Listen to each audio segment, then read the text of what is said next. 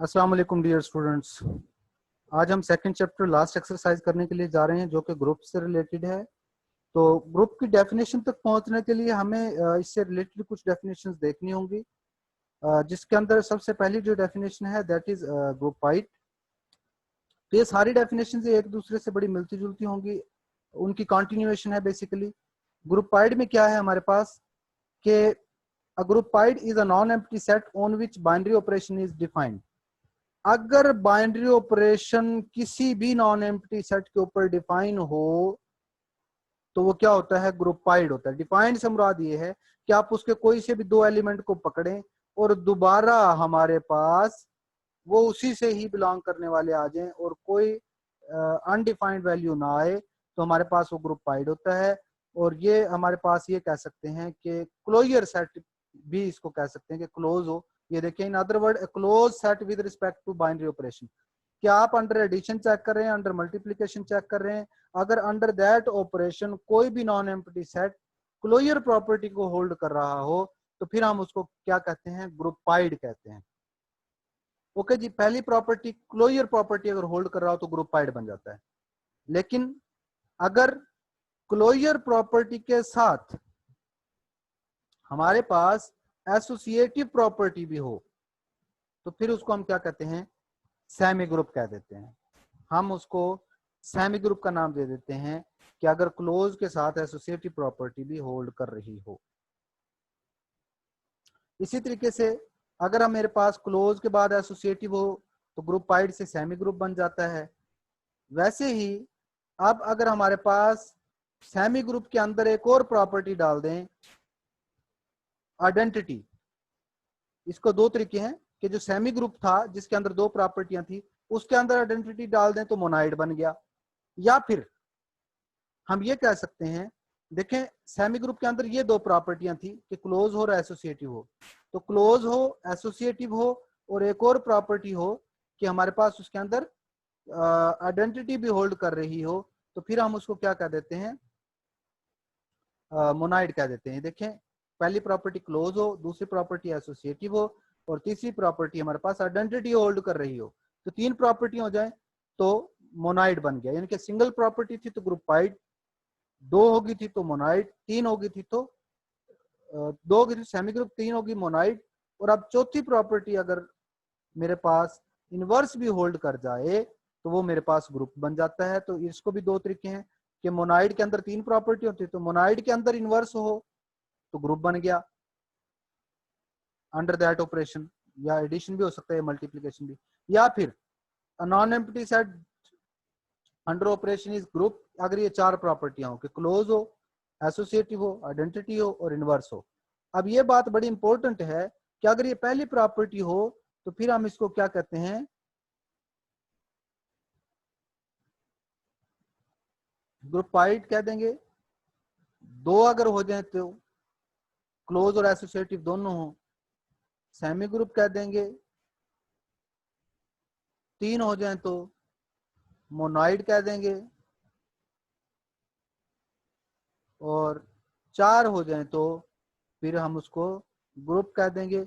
और इसी के नीचे एक और प्रॉपर्टी ये लिखी हुई है यहाँ पर मेरे पास, ये वाले।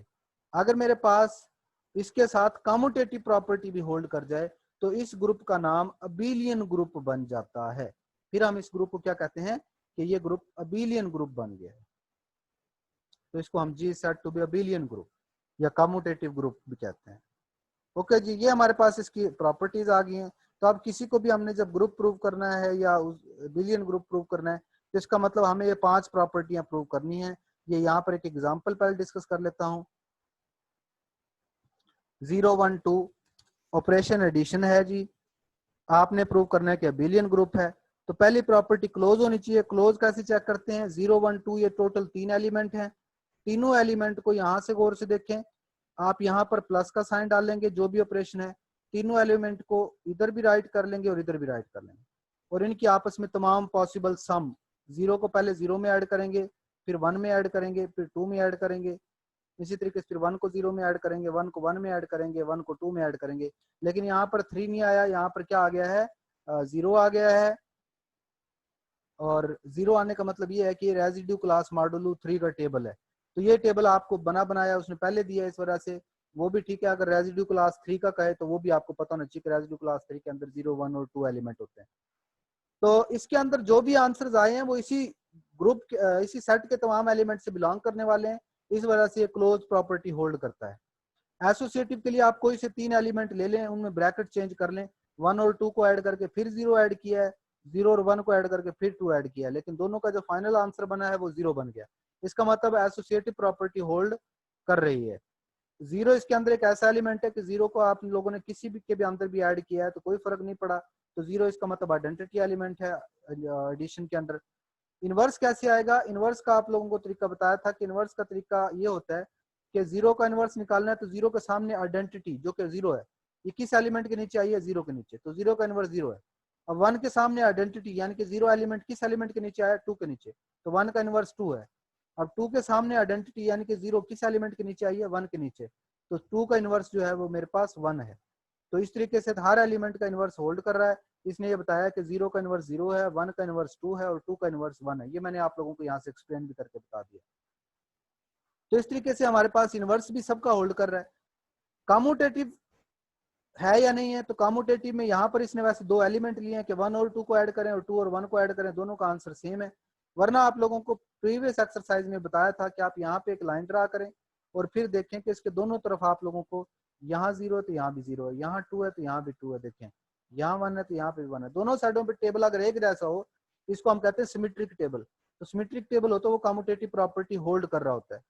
तो ये हमारे पास कम्यूटेटिव प्रॉपर्टी होल्ड करता है, इसका मतलब पांचों प्रॉपर्टियां होल्ड कर गई हैं, तो ये मेरे पास जो है वो अबिलियन ग्रुप बन गया है। इसी तरीके से ये एक और है मेरे पास 1 - 1 एयोटा माइनस एयोटा। तो ये आप लोगों को ने 1 - 1 एयोटा माइनस एयोटा, इसमें भी तमाम एलिमेंट जो आए हैं इसी से बिलोंग करने वाले हैं। एसोसिएटिव प्रॉपर्टी प्रूव करने की जरूरत नहीं होती, वैसे आप डायरेक्ट भी लिख सकते हैं हमेशा कि रियल नंबर में कॉम्प्लेक्स नंबर में जो एसोसिएटिव प्रॉपर्टी होल्ड कर रही होती है अंडर एडिशन और अंडर मल्टीप्लीकेशन। तो ये मल्टीप्लीकेशन का टेबल है तो मल्टीप्लीकेशन एसोसिएटिव होती है। आइडेंटिटी एलिमेंट इसके अंदर 1 है और एलिमेंट्स का इनवर्स जो है ना वो आपने बस जरा टेक्निकली देखना होता है। हर एलिमेंट का इनवर्स कैसे मालूम करना है? 1 के सामने आइडेंटिटी यानी कि 1 किसके नीचे आई है? 1 के नीचे, तो 1 का इनवर्स 1 हो गया। -1 के सामने आइडेंटिटी किस एलिमेंट के नीचे आई है? -1 के नीचे, तो -1 का इनवर्स -1 है। और एयोटा के सामने आइडेंटिटी किस एलिमेंट के नीचे आई है? माइनस एयोटा के नीचे, तो एयोटा का इनवर्स माइनस एयोटा है। इसी तरह माइनस एयोटा का इनवर्स जब आप देखेंगे तो वो एयोटा निकलेगा।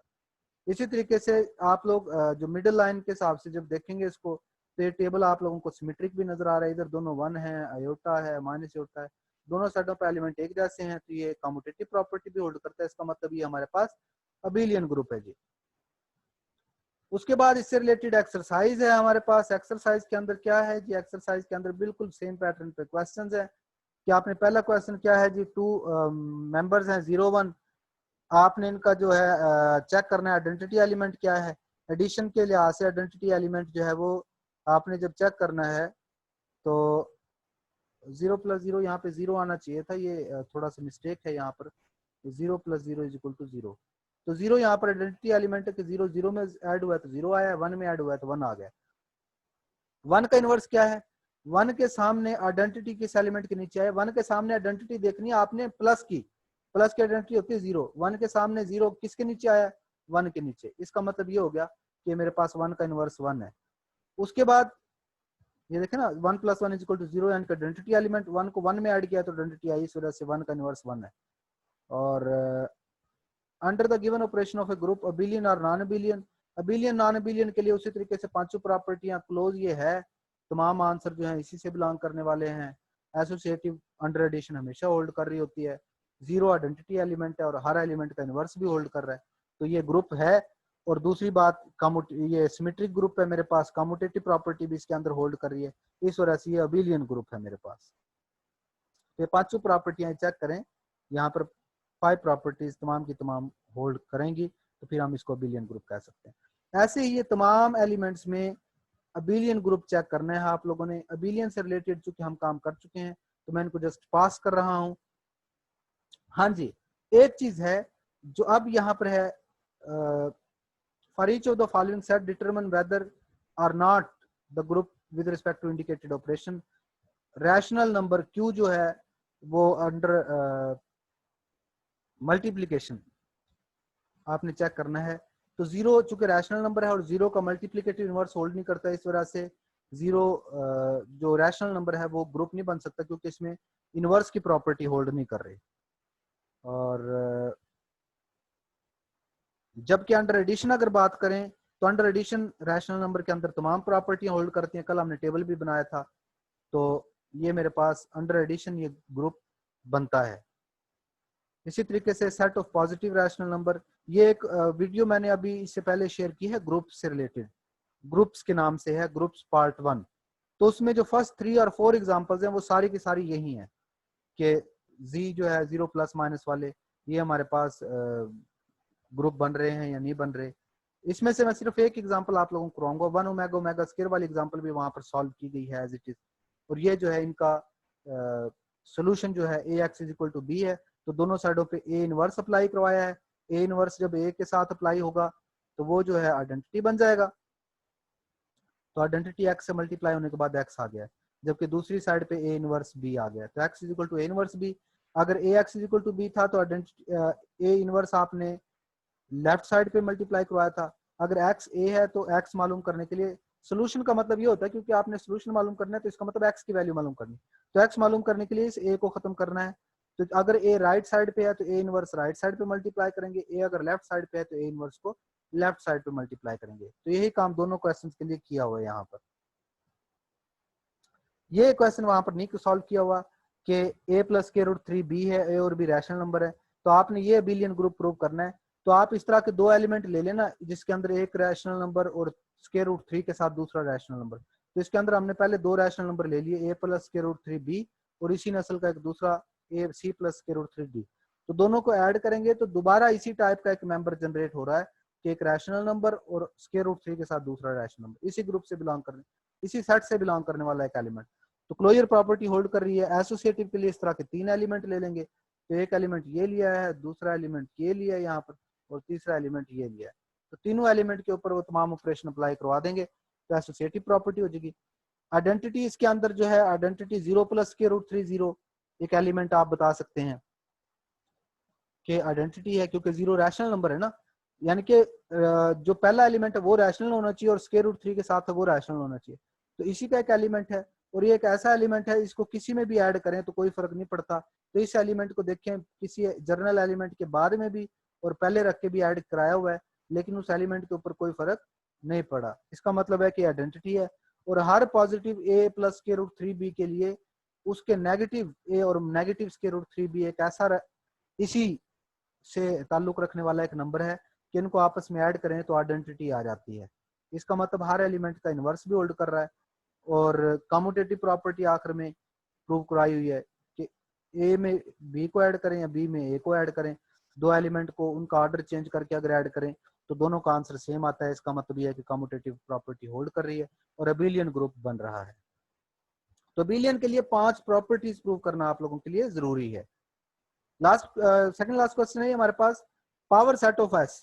पावर सेट ऑफ एस का मतलब ये होता है कि आप लोगों के पास तमाम सबसेट्स हैं, तो ये हमारे पास मोनाइड है या नहीं है, और अगर मोनाइड है तो इसकी आइडेंटिटी क्या है, आइडेंटिटी होल्ड करती है कि नहीं। तो याद रखें दो एलिमेंट अगर इसके पावर सेट में से लें तो वो सबसेट ही होंगे जाहिर है, और जब उनका इंटरसेक्शन लेंगे तो वो हमारे पास दोबारा कोई सबसेट ही आएगा। तो इसका मतलब ये हो गया कि क्लोजर प्रॉपर्टी होल्ड करती है, एसोसिएटिव हमेशा होल्ड कर रही होती है, याद रखिएगा सब ग्रुप्स के अंदर भी होल्ड करेगी।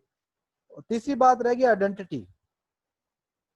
आइडेंटिटी हमारे पास इसके अंदर कौन सा ऐसा सेट होना चाहिए कि जिसको किसी के साथ भी उसका इंटरसेक्शन लें तो कोई फर्क ना पड़े, क्योंकि आपने ये बतानी है with respect to intersection, addition multiplication नहीं है, विद रिस्पेक्ट टू इंटरसेक्शन है। तो इंटरसेक्शन के लिहाज से ही एसोसिएटिव होल्ड करती है, इंटरसेक्शन के लिहाज से उनका जो है क्लोजर प्रॉपर्टी होल्ड कर रही है। तो इंटरसेक्शन के हवाले से जो ओवरऑल सेट एस है, फुल सेट एस का उसके किसी भी सबसेट के साथ इंटरसेक्शन लेंगे तो वो सबसेट आएगा। तो इसका मतलब एस इसके अंदर आइडेंटिटी एलिमेंट है, वो सेट खुद आइडेंटिटी एलिमेंट है। इस वजह से इसके अंदर क्लोजर प्रॉपर्टी, एसोसिएटिव प्रॉपर्टी और आइडेंटिटी तीनों होल्ड करती हैं। तो अगर ये तीन प्रॉपर्टी होल्ड कर रही हैं तो हम कहते हैं मोनाइड है। और उसने कहा था कि अगर मोनाइड है तो आपने आइडेंटिटी बताना है, तो आइडेंटिटी एलिमेंट वो सेट खुद है, एस इज आइडेंटिटी एलिमेंट। जो सेट बी है जिसके पावर सेट बनाए हैं वो सेट एस बजाते खुद क्या होगा, आइडेंटिटी एलिमेंट होगा। ये टेबल कंप्यूट करना है आपने, x1 और x2 की वैल्यू बतानी है। तो x1 c का a के साथ जब स्टैरिक लेंगे तो तब आना चाहिए। तो c देखें ऊपर आंसर्स में किसी के साथ आया, ये a स्टैरिक a के साथ c आया है। तो आप a स्टैरिक a और फिर a ले लें, और a स्टैरिक a और फिर b ले लें। a स्टैरिक a क्यों लिया, कैसे पता चला कि a स्टैरिक a लेना है और फिर आगे a लेना है? a स्टैरिक a इस वजह से लिया कि a स्टैरिक a का आंसर c है।